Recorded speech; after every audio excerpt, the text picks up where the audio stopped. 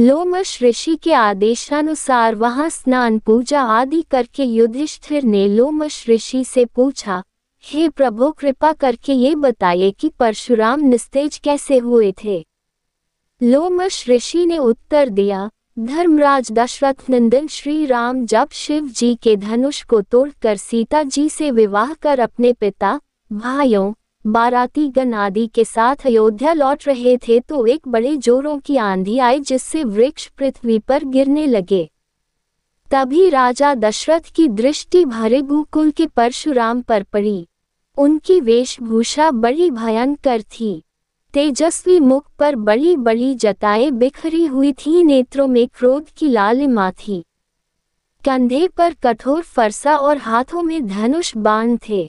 ऋषियों ने आगे बढ़कर उनका स्वागत किया और इस स्वागत को स्वीकार करके वे श्री रामचंद्र से बोले, दशरथ नंदन राम, हमें ज्ञात हुआ है कि तुम बड़े पराक्रमी हो और तुमने शिव जी के धनुष को तोड़ डाला है और उसे तोड़कर तुमने अपूर्व ख्याति प्राप्त की है। मैं तुम्हारे लिए एक अच्छा धनुष लाया हूँ। ये धनुष साधारण नहीं है, जमदग्नि कुमार परशुराम का है।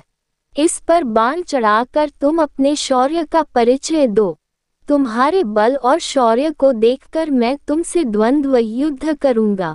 परशुराम की बात सुनकर राजा दशरथ विनीत स्वर में बोले, भगवान, आप वेदविद स्वाध्याय ब्राह्मण हैं। क्षत्रियों का विनाश करके आप बहुत पहले ही अपने क्रोध का शमन कर चुके हैं। इसलिए हे ऋषिराज, आप इन बालकों को अभय दान दीजिए।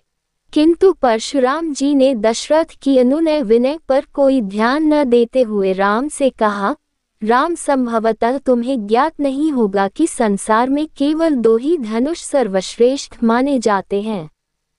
सारा संसार उनका सम्मान करता है। विश्वकर्मा ने उन्हें स्वयं अपने हाथों से बनाया था। उनमें से पिनाक नामक एक धनुष को देवताओं ने भगवान शिव को दिया था।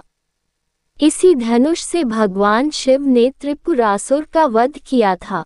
तुमने उसी धनुष को तोड़ डाला है। दूसरा दिव्य धनुष मेरे हाथ में है। इसे देवताओं ने भगवान विष्णु को दिया था। ये भी पिनाक की भांति ही शक्तिशाली है। विष्णु ने भृगुवंशी ऋचिक मुनि को धरोहर के रूप में वह धनुष दे दिया। वंशानुवंश रूप से यह धनुष मुझे प्राप्त हुआ है। अब तुम एक क्षत्रिय के नाते इस धनुष को लेकर इस पर बाण चढ़ाओ और सफल होने पर मेरे साथ द्वंद्व युद्ध करो। परशुराम के द्वारा बार बार ललकारे जाने पर रामचंद्र बोले, हे भार्गव, मैं ब्राह्मण समझकर आपके सामने विशेष बोल नहीं रहा हूँ।